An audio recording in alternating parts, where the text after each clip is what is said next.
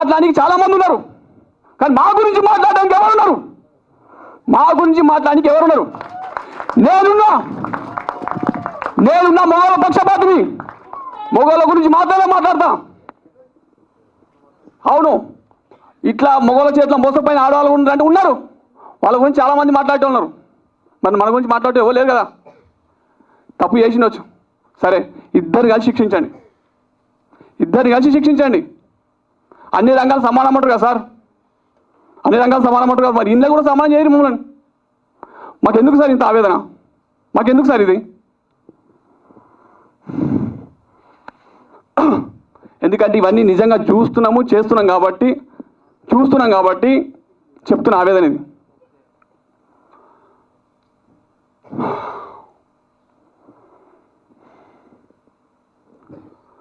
చాలా ఉన్నాయి సార్, పుట్టలో దాచిపెట్టాం. ఇన్ని చాలా ఈవెంట్స్ ఉన్నాయి కాబట్టి ఇవాళ వాస్తవానికి మన సబ్స్క్రైబర్ సపోర్ట్తో ఈవెంట్ నిర్వహించడం జరిగింది. ఇంకా బాయ్స్ గురించి మొగోళ్ళ గురించి మాటలు తన్నుకు వస్తుంది, కానీ వద్దు అని నన్ను నేను కంట్రోల్ చేసుకొని కాముషి కూర్చుంటున్నా. ఒక్కటి చెప్తున్నా తమ్ముళ్ళు, గుర్తుపెట్టుకొని, ఇక్కడ దేవతలు ఎవ్వరూ లేరు, చచ్చిపోయేంత సినిమా ఎవ్వరికి లేదు. మీ అయ్యా అమ్మలకు మించిన దేవతలు ఎవరు లేరు. ఆ దేవతల కోసం చచ్చిపోయి మీ గట్ట చింపుకునేంత స్టోరీ ఎవ్వరికి లేదు. మనం దేనికోసం బతుకురో దానికోసమే బతకాలి. సంకల్పం గొప్ప అయితే సంకల్ప ఇంటికి కూడా తీయకుండా వెళ్ళిపోతాయి.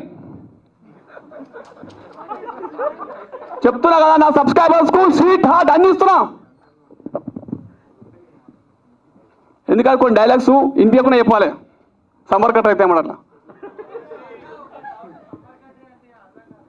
చెప్తా, అది కూడా చెప్తా, పాయింట్కి వస్తా. టెన్షన్ ఏం లేదు, అన్నీ ఉన్నాయి, దాచిపెట్టేది ఏం లేదు. ఇంకా 4-5 ఈవెంట్ ఉన్నాయి, వైజాగ్లో కూడా చెప్పినాం, వరంగల్లో కూడా చెప్పినాం. అంతా మన ఈడ కూడా మన సబ్స్క్రైబర్ సపోర్ట్తోనే. ఇప్పటిదాకా మన నిబ్బిలు తెలుసు చూసినా, భూమి కిచెన్, కాజు స్వీట్ హౌస్, ఇవన్నీ వాళ్ళ సపోర్ట్తోనే ఇక ఈవెంట్ రన్ అవుతుంది. థ్యాంక్స్ చెప్పాలి. ఇక విషయానికి వద్దాం, సరే స్టోరీ ఉంది. కానీ అట్లా ఈడ చచ్చిపోయేంత దేవతలు ఎవరు లేరు కాబట్టి, అలా ఆగ్రహపోయి ఇలా చచ్చిపోయేంత దేవతలు ఎవరు లేరు కాబట్టి ఖచ్చితంగా మీరు బతకండి. ఇక సావంటావా, దేవుడు మనకి ఇచ్చినప్పుడు ఆయన తీసుకుపోతాడు.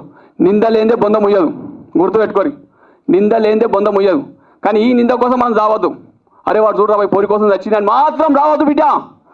ఎందుకంటే మనం ఖచ్చితంగా బతకాల్సిందే, సంకల్పం చెప్తున్నా, ఖచ్చితంగా బతకాల్సిందే. మగవాళ్ళారా మీరు ఖచ్చితంగా ఆడడం కోసం రావద్దు.